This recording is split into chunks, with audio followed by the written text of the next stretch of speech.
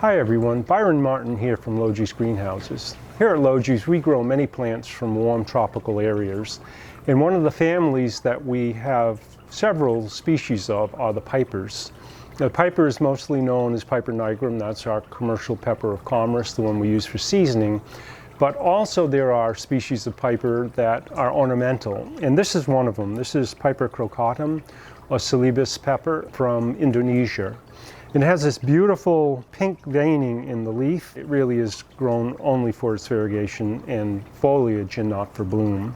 It's a climber, so it likes to wind around things. It's also a relatively slow grower, and it loves it warm and humid with fairly good light. So it's something that we don't see grow in the wintertime. It really shuts down on us, and it can be very temperamental if temperatures get cool on it. We keep this in a warm greenhouse. One of the advantages to growing this is that it will climb around things. So you can put it in a basket and let it climb, or you can put it on a trellis and let it ramble around. These here we have on stakes. This is how we grow them for sale, where we wrap them around themselves. As far as culture goes, like most peppers, it needs to be brought to dryness between waterings because they do have issues with root disease. And we like to give them fairly, as I mentioned, fairly good light.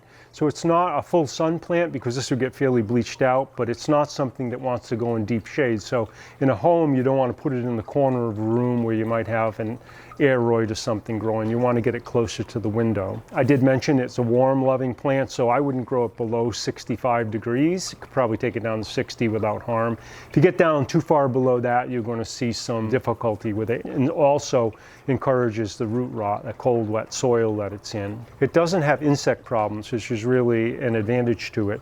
But being a pepper, it does put out these exudates, which are these small crystals that appear white and then they turn black, and that is caused by the sugars that are in them. The sooty molds or the molds will feed on them and turn them black. They don't harm the plant at all. We just ignore them. They'll always be there. Sometimes they'll form along the stem, but it causes the plant no harm. As far as feeding goes, we don't feed it very much because they're low light growing. You can hurt them with too much fertilizer.